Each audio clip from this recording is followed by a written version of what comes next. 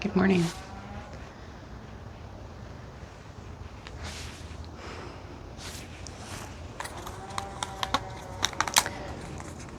Lucid dream last night.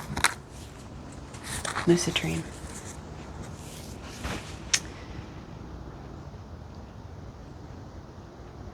And in it,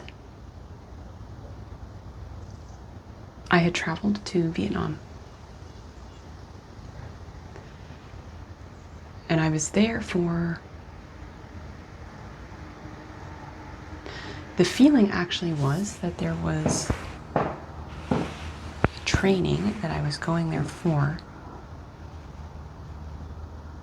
or that I was meant to be going there for, but I had sent myself ahead of time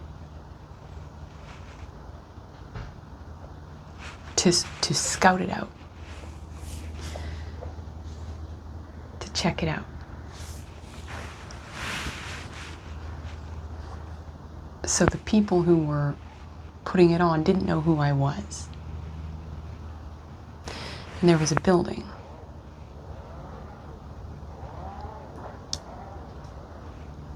And it was some sort of, it was like a hostel, but also a store when you went inside.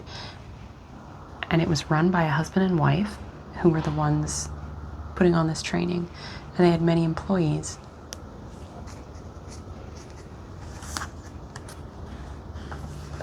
Who were all young people.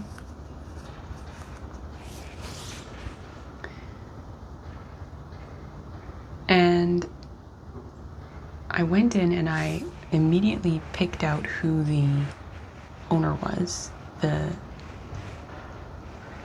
man, the husband. And I noticed that he was on his phone. And he was just staring at his phone. And I could see the energy transaction that was happening. Because that is, anytime we stare at a screen, we're consuming. We are taking in energy and we are feeding attention in. And there's this sort of circuit loop happening.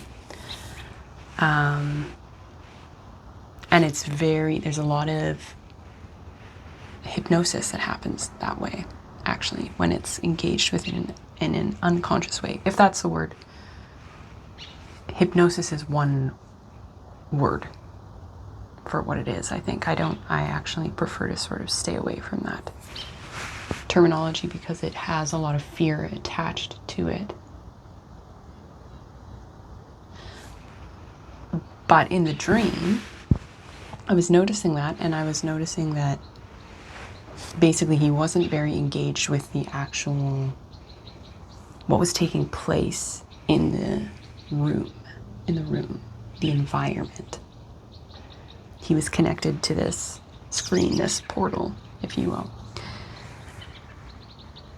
And a lot of the employees also were, I was sort of standing there at the counter and noticing how not,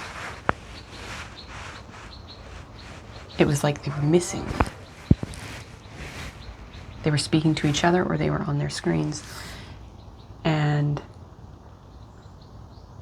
this sort of narrating voice was coming through, which happens semi-frequently for me in dreams. And it was saying, they spend a lot of their day sedated. They spend a lot of their days sedated.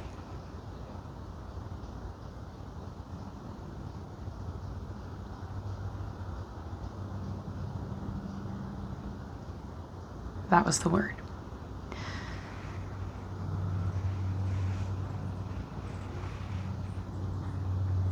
And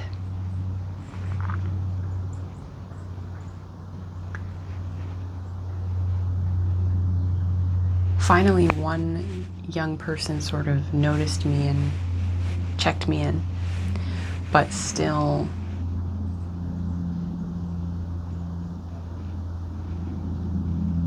I somehow was able to escape notice by this.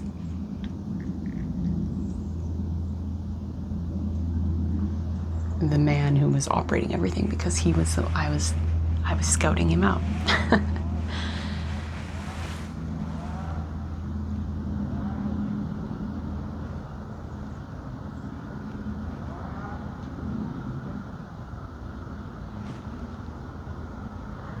And then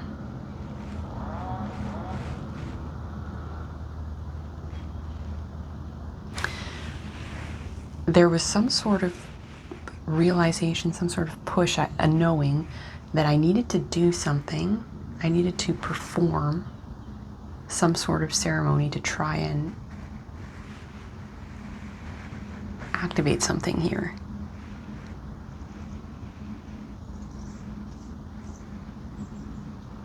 To move something.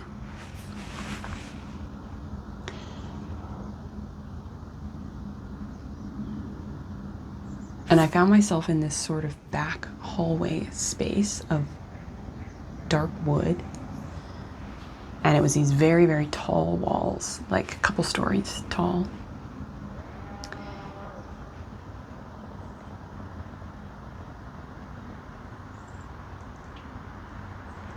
And I could see how it was, the only way for me to get up was to fly or teleport myself, lift myself up.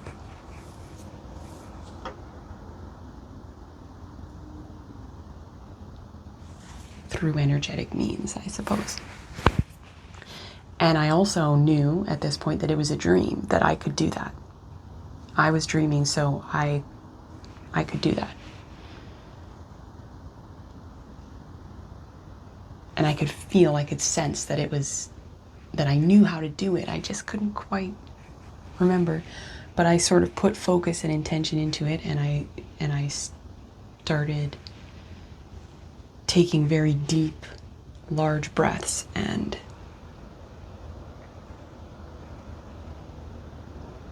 I would say psychically sort of pressing,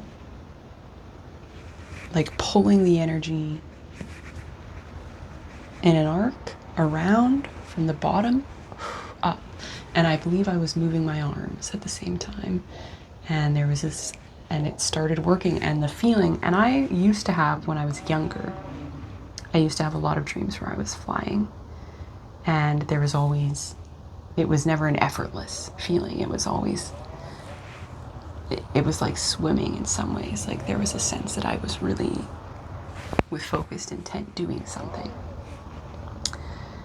And this is also how it felt. And I rose up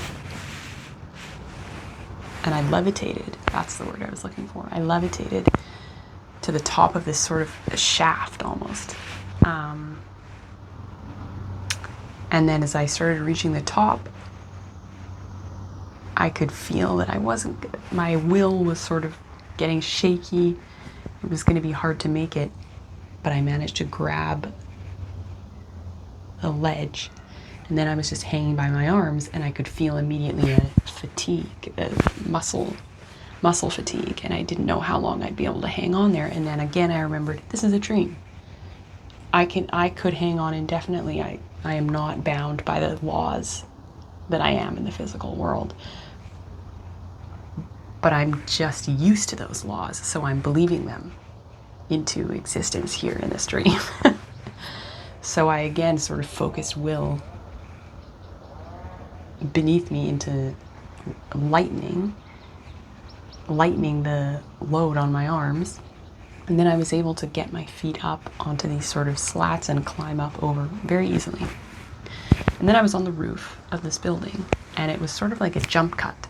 And suddenly I was on the roof with several of the young people from below who I had somehow gathered there. And there was a mat laid out in a very ceremonial way. There was one person who was seated in front of a wooden board, and he was chanting this.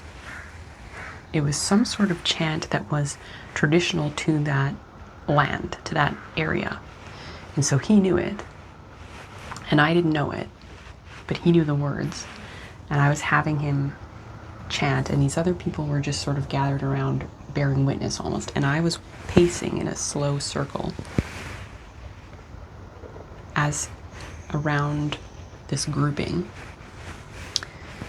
And at one point he sort of stopped the chant and made some kind of joke, and it was clear that none of the people there really knew why we were doing this, and he made some comment about not really, this is just a traditional song, but it didn't really mean much to him. But I had this knowledge that it did mean something, whether he knew it or not, whether he believed it or not. It very much meant something, and the whole configuration was very intentional, and I sort of was leading them, these people who were a part of this land, connected to this land, I was leading them through this ceremony that was intended for the consciousness of this land, of this place, to work with it. And I was being led probably by that same consciousness on some higher level that even I wasn't fully aware of or able to understand. But they were never going to understand it on that level, and so I wasn't trying to explain it. But there was this sort of unspoken authority somehow, that they were just trusting for some reason in my leadership, I suppose, of this ceremony. And at one point, there was a kind of a religious bent to some of these people, I guess. One of the girls at one point said, "God is good." And I knew that the way she was understanding that was not the way that I was, and not really the reality of what we were doing, but that was what she needed to participate with her heart.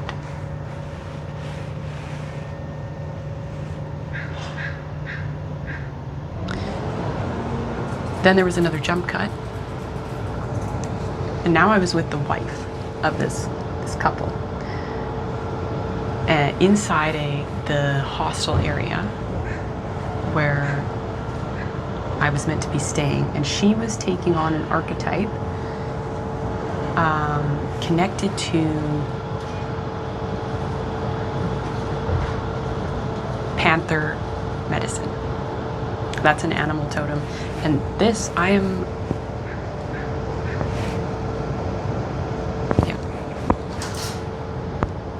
just going to explain it. It's a little bit complicated, but the way that these things sort of intertwine for me. This is a signature of energy, a totemic animal medicine, which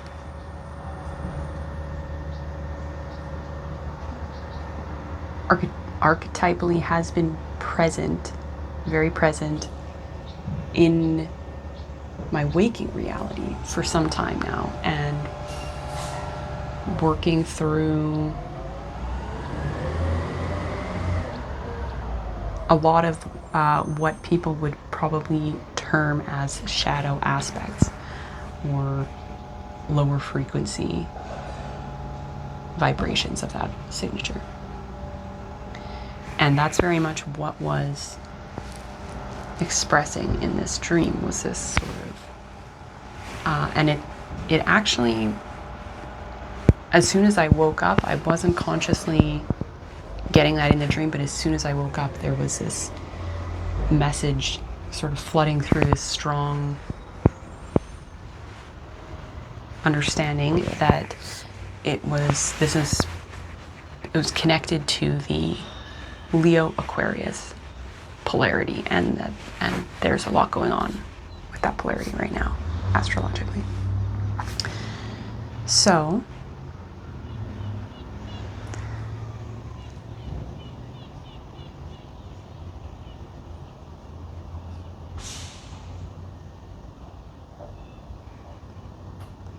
where were we?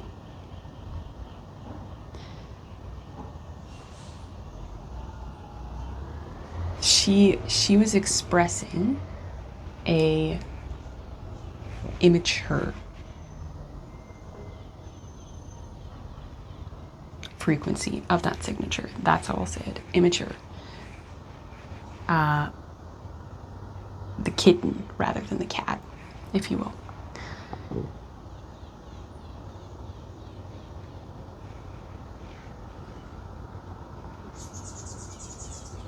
And I could tell that right away, that there was the way that she moved and was engaging with her own energetic field and others, there was a manipulative quality to it that she wasn't even aware of. And there was at one point, okay, I'm getting ahead of myself. There were all these other characters that sort of started coming into the scene. Two of them were family members, close family members of mine.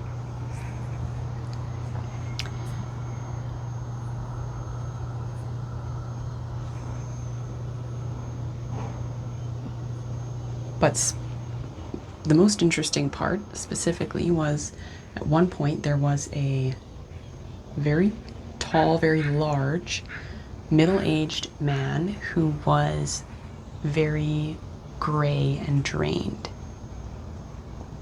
And that's how I perceive auras a lot of the time, both in waking and in dream life. It's sort of a visual perception of the amount of internal power and energy that is flowing through somebody.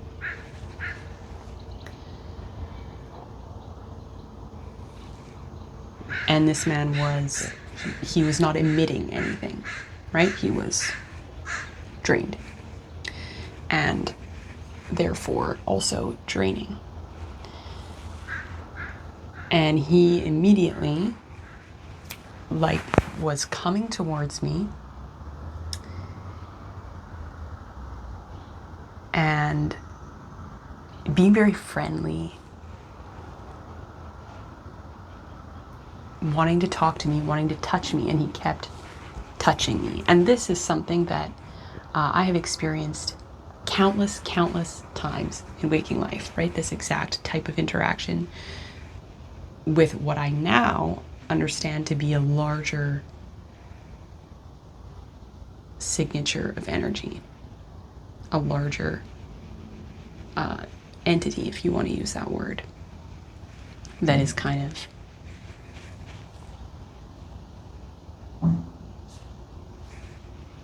acting through all these different vessels.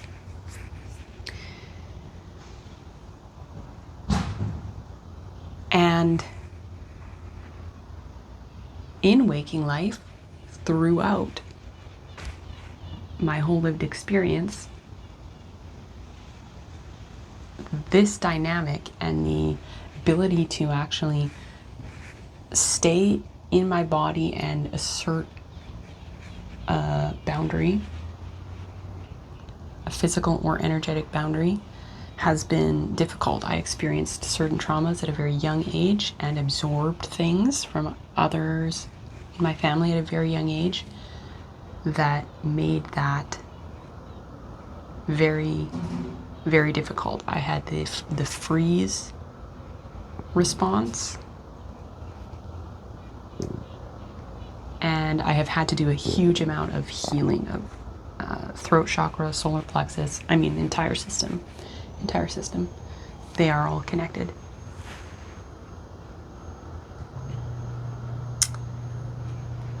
But in the dream, in this specific interaction, he's placing his hand on me and generally inserting himself into my space.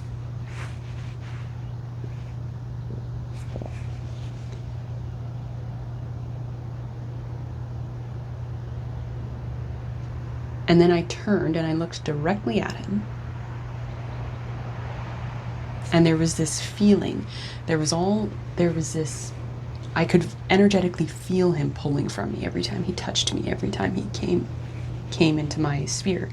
I could feel the feeding process that was happening, especially by him dominating the space and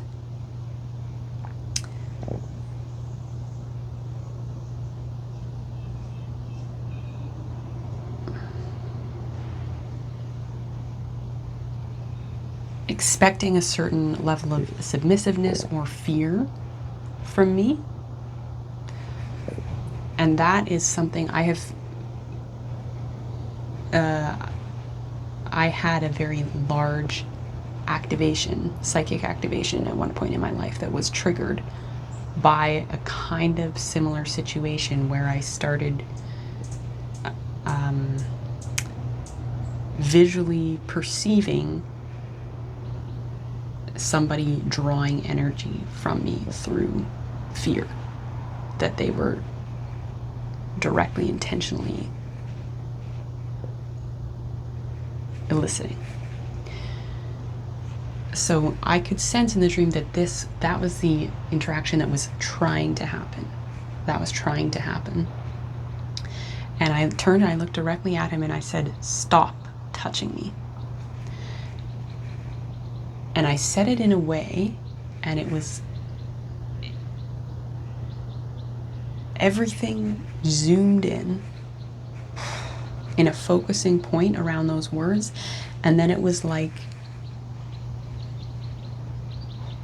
it's difficult to describe the sensation, but I could see everything was sort of rushing and blurring all around the edges. The only thing I could see was him. And then he was suddenly blasted back like by a huge pillar of energy that pulled us apart. So suddenly he kind of shrank to a pinprick where he had been this very large, dominant presence, and he shrank way down, and it was as though he suddenly was very, very far away, and everybody that had been around us had gone with him, and now I was completely separate from all of them. But there was also a sensation that physically I was still there with them, but I had just somehow removed my consciousness, like pulled it way far away, because I had the sensation that he was talking to me still. He was getting upset, and he was trying to do something to me or say something to me. And I said, "No, no." And I said it a couple times, and again there was this sort of booming, zooming sensation. And then everything just went white. It was like a blackout, except it was white. And then I sort of blinked, came to, lying in this kind of cozy room there with my mother and sister and this woman who was the wife who was embodying this immature panther energy. And they're all there.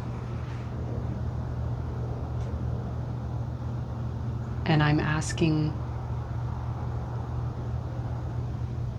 how did we get here? What happened? I lost time. What happened in that room with that man? He was getting upset by my asserting the boundary.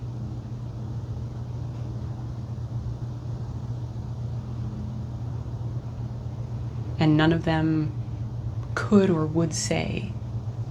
It was almost as though they couldn't remember any of it happening either. And then I had this feeling to try and explain to them the experience that I had had in that moment. And I kept trying, and it kept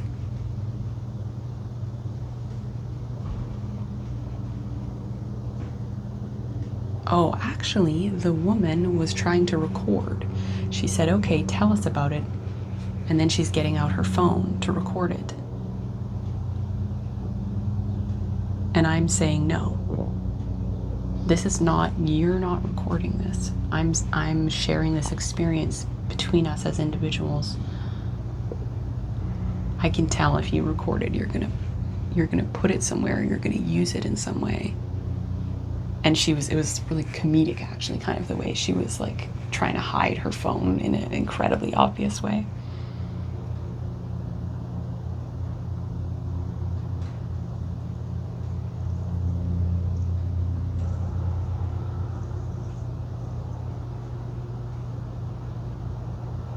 And I never got to actually telling them about the experience because something kept stopping it, something kept stopping it, something kept stopping it. And then this woman started having a full toddler tantrum, basically, where what I had been sensing about her, this signature that I had been sensing in her, started coming out. And it was like, it felt like one of those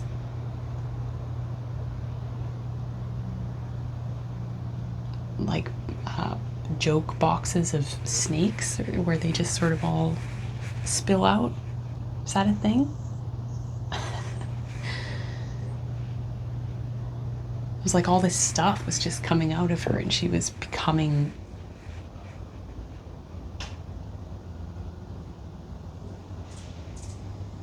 the veneer, I suppose. There was no more veneer.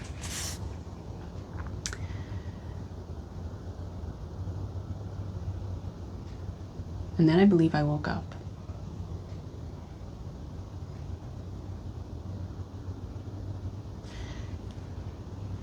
And upon waking up, one of the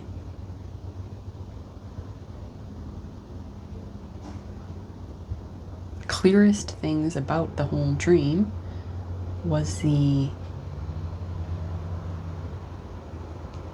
that interaction with the man and the boundary, the asserting of the boundary, the psychic, energetic walls, boundaries, container, what have you. And that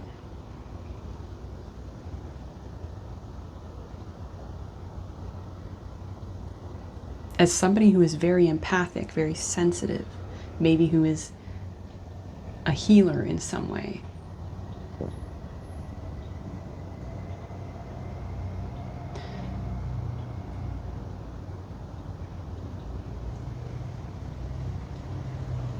it doesn't mean being passive. And there's a call, it feels like a call or an activation actually happening. And I'm speaking about this because I know that there's a group, this is not just me. This is not just me.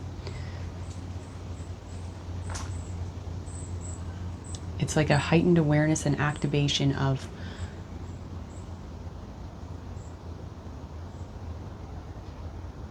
how to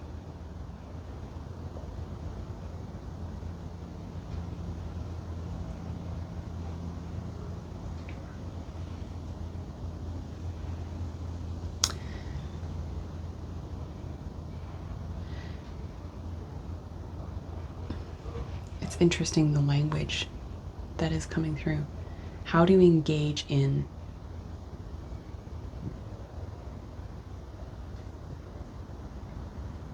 the art of warfare, where war is not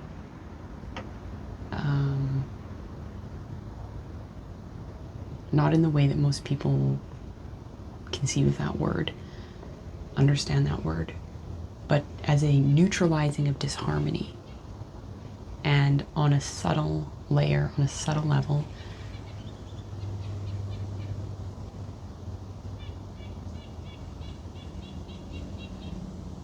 the strength required, the will required, and that being a sensitive, empathic person does not run counter to that. And it's important to cultivate that skill.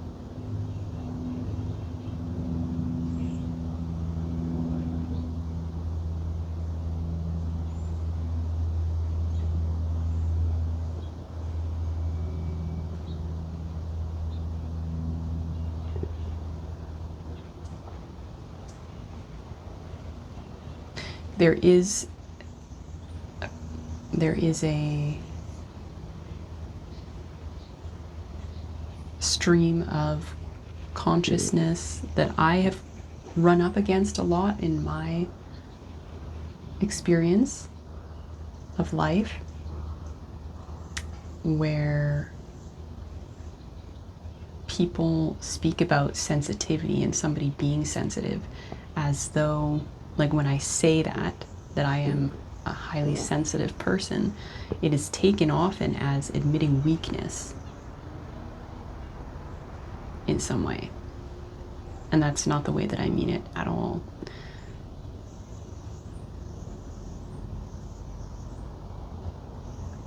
Going through hell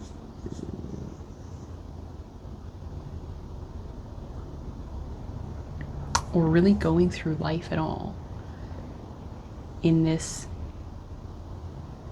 current world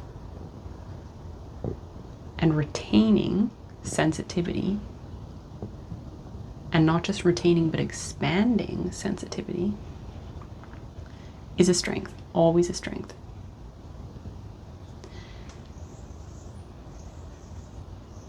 And it is not, does not need to be debilitating or oppressive. There are people who have that experience where they feel oppressed by their natural sensitivity or debilitated. Many people are outright taught to believe that being sensitive is a disability.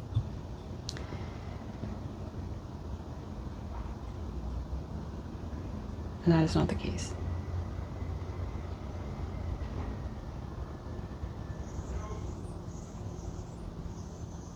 It actually gives you a far greater range of tools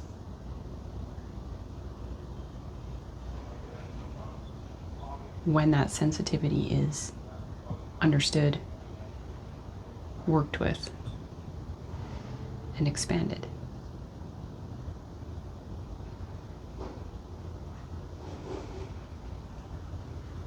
Cultivated.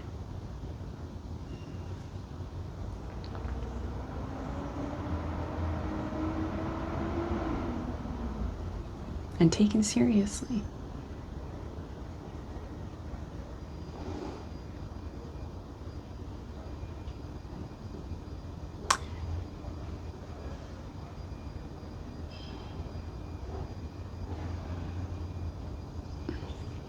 Without fear.